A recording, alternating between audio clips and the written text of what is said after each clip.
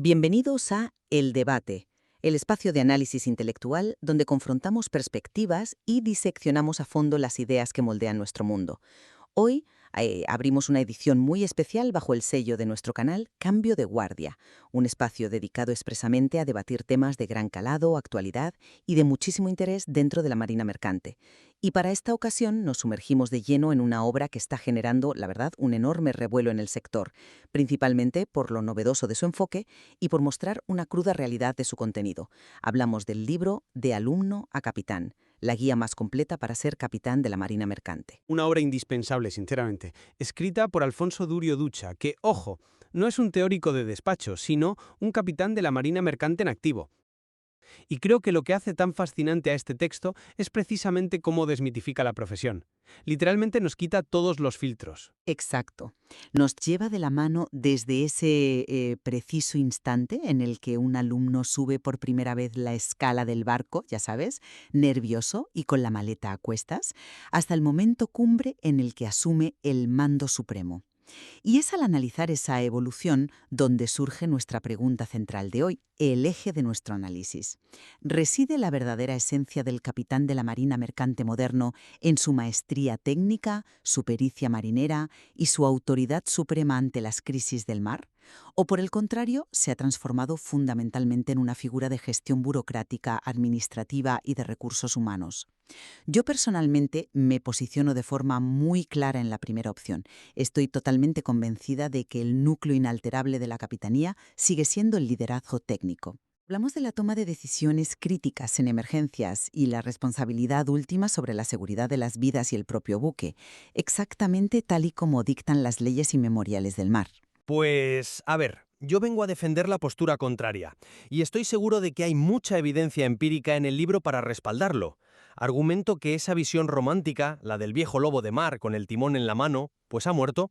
El capitán moderno es, en esencia, un administrador.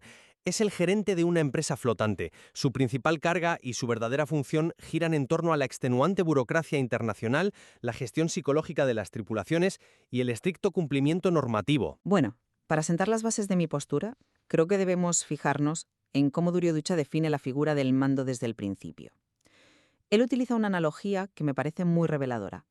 El capitán es el CEO del barco, pero, y aquí subraya una diferencia que lo cambia absolutamente todo, en una empresa en tierra, si el CEO comete un error grave, la consecuencia es una mala presentación de diapositivas o a lo sumo una caída en bolsa.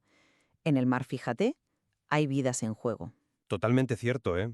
El peso es enorme, eso no lo niego, pero Espera, déjame terminar el punto, porque esa responsabilidad jurídica y operativa del capitán es absolutamente indelegable. A ver, es verdad que el capitán no está físicamente con la rueda del timón en la mano las 24 horas del día, nadie dice eso, pero los grandes convenios internacionales como el famoso SOLAS para la seguridad de la vida humana en el mar no son simples sugerencias de oficina, los sitúan como el garante último de la vida humana. Hay un momento muy revelador en el libro cuando describe la regla del ABC en las emergencias. Ya sea ante un temporal brutal, un incendio o un hombre al agua, el orden es inquebrantable. Primero, asegurar vidas, luego el barco y por último la carga y el aspecto comercial. Ese orden jerárquico no es administrativo, es puro instinto de supervivencia técnica. A ver, entiendo por dónde vas. Y por supuesto, nadie niega que la responsabilidad legal recae sobre sus hombros. Pero fíjate en un detalle vital que el propio autor señala cuando define al buque moderno. Lo llama literalmente un potaje de normas, y al capitán lo define como el rey del papeleo flotante. Si miramos la realidad empírica que describe el texto, las horas de vigilia de este profesional ya no se consumen oteando el horizonte con unos prismáticos en busca de borrascas. Ya, bueno, no te arrae el horizonte constantemente, pero Se consumen firmando el diario de navegación, revisando el Garbage Record Book, que es ese libro de registro de basuras que te auditan al milímetro para evitar contaminación, validando el Bill of Lading, el conocimiento de embarque comercial, y sobre todo lidiando hasta la extenuación con los inspectores del Port State Control, el control por el estado rector del puerto, que, ojo, pueden dejar tu barco inmovilizado por una minucia documental. eso es solo la capa superficial de la operación comercial. Hombre, no es superficial, es el grueso de su jornada. En la práctica, la navegación táctica, el estar pendiente de los rumbos, recae sobre los oficiales de guardia. El libro especifica claramente que es el segundo oficial quien actúa como el cerebro de la derrota, trazando las rutas en la carta y planificando los puntos de paso. El capitán delega la navegación pura y ejerce más bien de gerente de cumplimiento y de mediador frente a unas tripulaciones que sufren una fatiga tremenda. La esencia del cargo ha mutado, nos guste o no, hacia la gestión integral. A ver, es innegable que la carga administrativa ha crecido exponencialmente en las últimas décadas, pero reducir al capitán a un mero gestor burócrata, pues ignora por completo la jerarquía de las decisiones. El segundo oficial puede trazar la ruta en la pantalla, sí, pero el libro deja meridianamente claro que es el capitán quien analiza, cuestiona y, en última instancia, aprueba esa derrota final. La aprueba con una firma, que al final del día es un acto puramente administrativo. No, es un acto técnico disfrazado de acto administrativo. Y aquí entra el tema de la tecnología. Hoy tenemos el ECDIS, que es la cartografía electrónica, el AIS, para identificar otros barcos automáticamente. Sí, toda esta tecnología ha automatizado la recopilación de datos. Pero Durio Ducha nos advierte de un peligro brutal: la falsa sensación de seguridad. Cuanta más electrónica hay en el puente de mando, mayor es la tentación del oficial de guardia de confiarse ciegamente a una pantalla. Y es precisamente ahí donde entra la maestría del capitán. Ya, pero la maestría técnica se presupone. El barco navega en piloto automático durante días o incluso semanas en las travesías oceánicas. Automático hasta que entras en un canal con tráfico denso o te envuelve la niebla. La burocracia de los certificados y las inspecciones no evita colisiones. Lo que evita un abordaje es el criterio técnico del capitán, su dominio milimétrico del COLREG, el reglamento internacional para prevenir abordajes. Es su capacidad intuitiva basada en la experiencia para ajustar la estrategia ante un temporal imprevisto o para interpretar correctamente los ecos de un radar cuando el sistema automático falla o da falsas alarmas. Claro, pero ahí es justo donde la evidencia del libro te da la vuelta al argumento. Porque sí, hay momentos puntuales de navegación pura, pero desmitifiquemos el mito del timón. Un día normal en el mar no es esquivar icebergs. El texto relata que un día habitual comienza abriendo correos satelitales, respondiendo a armadores que exigen mayor eficiencia, coordinando el consumo de combustible y preparando la enésima auditoría. El peso real del trabajo se ha desplazado definitivamente del puente a la oficina del capitán. Pero fíjate, esas comunicaciones satelitales tienen un trasfondo técnico y de seguridad que requiere un profundo conocimiento de la máquina y la estructura del barco. No es mandar un mail sin más. Zarpa si falta el certificado médico actualizado de un solo marinero, o si hay una no conformidad grave en una auditoría del código ISM, el Código Internacional de Gestión de la Seguridad. La tecnología ha desplazado el centro de gravedad. El barco es un territorio legal flotante y el capital es su máxima autoridad administrativa. Las compañías navieras no buscan al mejor timonel del mundo, buscan a un gerente que evite multas millonarias y garantice que el buque cumpla con toda esa infinita maraña legislativa internacional. Ojo con lo que acabas de decir. Alguien que evite multas millonarias.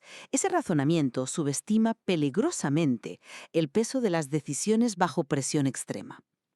El papeleo permite que el barco opere comercialmente en tiempos de paz. Totalmente de acuerdo. Pero cuando las cosas se tuercen de verdad, cuando la naturaleza impone sus reglas, todo ese andamiaje burocrático de Excel y certificados se desmorona en segundos. Lo único que queda a bordo es el instinto, la formación técnica y el liderazgo en crisis del mando. Ya, pero las crisis son la excepción, no son la norma de la profesión. Son la excepción que define la propia existencia del cargo. Piensa en el peso psicológico masivo que describe el autor al tener que declarar un NUC, un Not Under Command, o sea, un buque sin gobierno. Imagina la escena, estás cerca de la costa, hay temporal y de repente la máquina principal se para o el timón no responde. El barco es repentinamente una mole de miles de toneladas a la deriva. En ese preciso instante, el silencio en el puente es atronador. Y te aseguro que el capitán no está pensando en la próxima auditoría del ISM. Hombre, claro que no. En ese momento está gestionando una emergencia vital, por supuesto. Exacto. Está aplicando maestría marinera pura. O piensa en la decisión de desviar una ruta transoceánica por una emergencia médica grave de un tripulante, asumiendo enormes costos comerciales para la naviera, todo por salvar una vida. O el momento crítico de activar el COICE, el cuadro orgánico y zafarrancho, donde cada persona tiene un rol vital. Imagina tener que ordenar, inundar con gas CO2 la cámara de máquinas ante un incendio incontrolable, sabiendo que si queda alguien dentro morirá. El libro lo relata de forma escalofriante. En el momento en que suena la alarma general, esas 7 pitadas cortas y una larga, todo el papeleo pierde absoluta relevancia. El capitán activa un protocolo de pura supervivencia. Su pericia y su frialdad marcan literalmente la línea entre la vida y la muerte. Es un relato muy poderoso y desde luego pone los pelos de punta. Nadie discute que esas situaciones límite requieren un temple de acero, pero analicemos profundamente lo que el libro nos dice sobre cómo se gestionan realmente las emergencias en la era moderna. El capitán de hoy evita llegar a ese escenario de pesadilla precisamente mediante la gestión burocrática y preventiva. A ver, ¿me vas a decir que evita un temporal o una rotura de máquina con papeleo? Evita que el fallo se convierta en tragedia mediante sistemas auditados. El texto nos muestra que el 90% de la gestión de la seguridad no es heroísmo de última hora. Es la realización constante, tediosa y meticulosa de simulacros. Es la revisión exhaustiva de los equipos de supervivencia, los botes salvavidas y la auditoría constante de planes de protección, como el famoso código ISPS contra amenazas de seguridad y piratería. El autor subraya algo fundamental. Los simulacros no son un teatrillo para cumplir con la ley y rellenar la casilla. Son un entrenamiento psicológico riguroso, puro condicionamiento operativo para que el cuerpo actúe en automático cuando suenan esas 7 pitadas. Ya.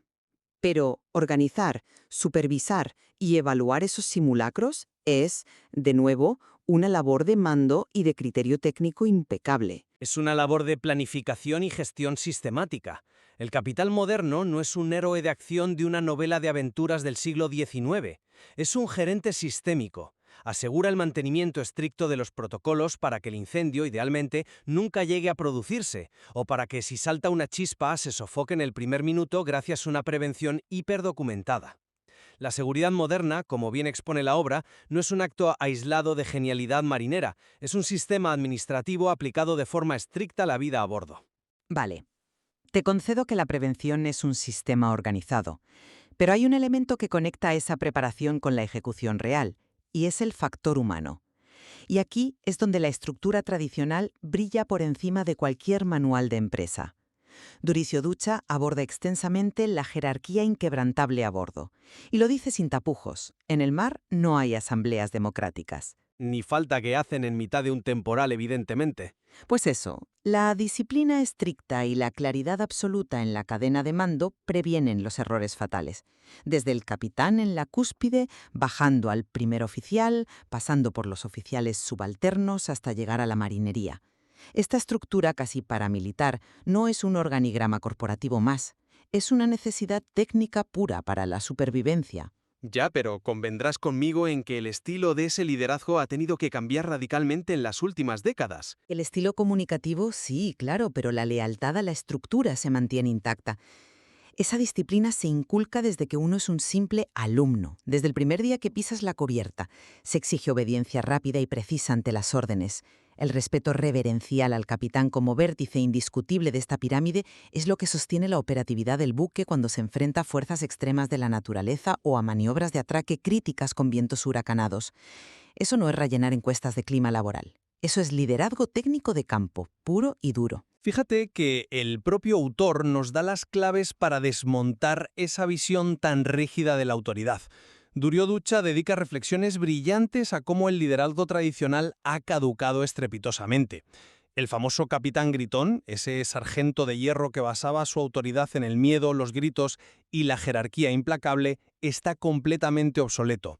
Y no solo obsoleto, el libro nos advierta de que es muy peligroso porque, bajo una cultura del miedo, la tripulación simplemente deja de comunicar los errores hasta que es demasiado tarde. Por supuesto, un buen líder escucha a su equipo, faltaría más. Pero la última palabra. Déjame profundizar en esto un segundo porque el verdadero desafío moderno, el que de verdad agota mentalmente a quien ocupa el mando hoy en día, es tener que actuar como un psicólogo amateur. La tripulación de un buque mercante no es el engranaje de una máquina bien engrasada, son seres humanos de carne y hueso que conviven encerrados en un tubo de acero durante meses. Hablamos de tripulaciones enormemente multiculturales, con diferentes idiomas, distintas religiones, diferentes expectativas laborales. Todo eso es cierto. La gestión de la convivencia es vital en viajes largos. No digo que no. Es que su día a día, el capital se enfrenta continuamente a problemas de fatiga crónica, roces de convivencia por el espacio reducido, barreras culturales y un aislamiento brutal.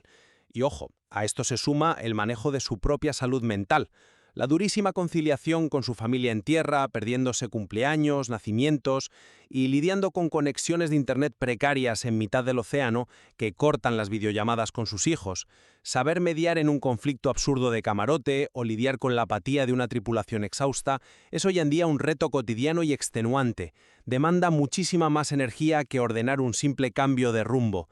La pericia marinera, tras el grado universitario y los años de experiencia, se da por sentada, pero el éxito del viaje, de principio a fin, recae en la gestión de esa complejísima mente humana. Entiendo perfectamente la enorme importancia de la inteligencia emocional a bordo, no te lo discuto en absoluto.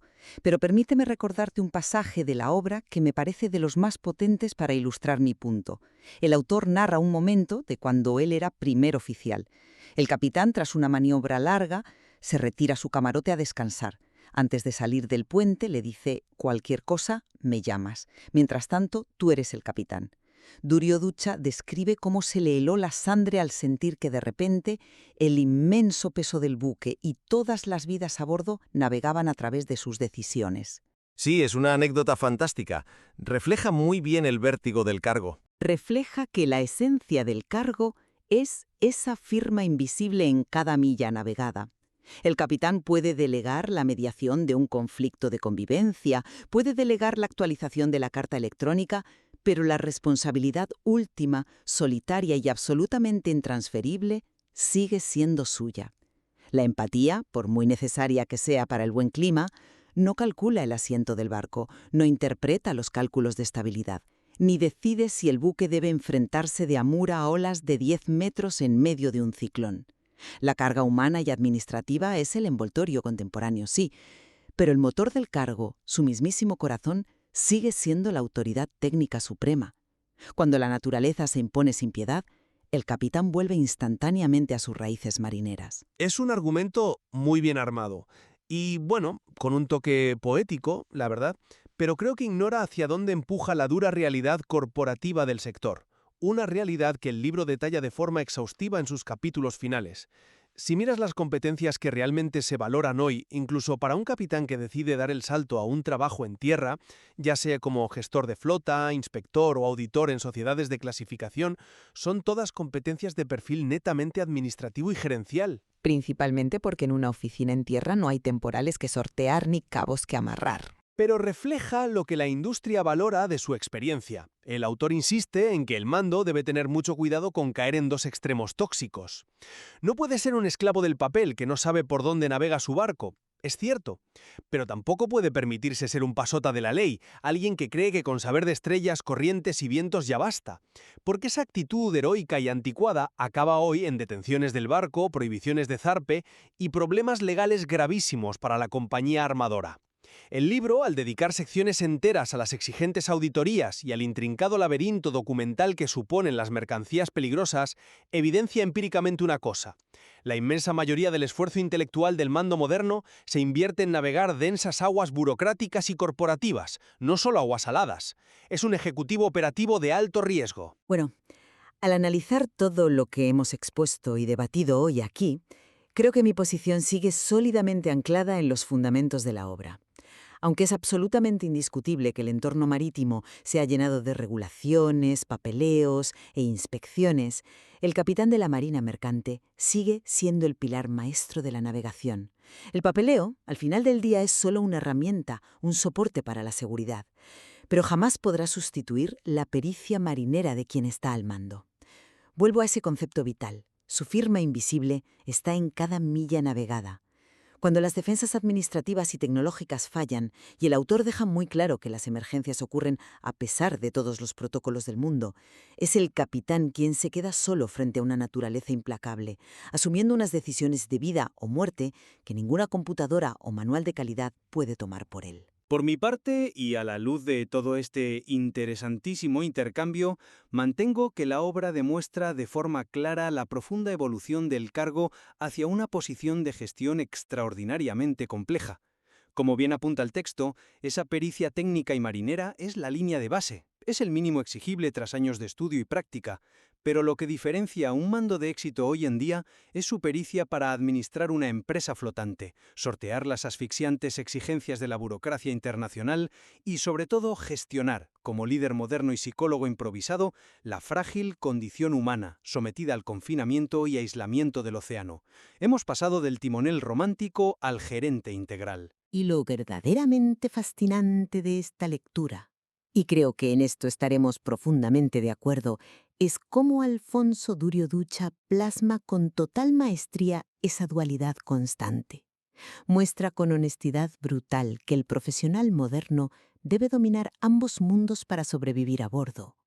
Esta riqueza de matices y esta constante tensión entre lo técnico y lo humano es lo que hace a De alumno a capitán una obra invaluable y de lectura obligada. Totalmente de acuerdo contigo en eso.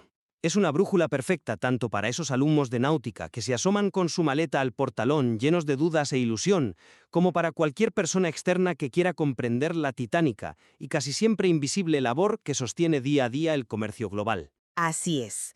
Llegados a este punto, invitamos a nuestra audiencia a profundizar en el material original, a que lean esta fantástica obra y, por supuesto, a que saquen sus propias conclusiones sobre la verdadera naturaleza del mando en la alta mar.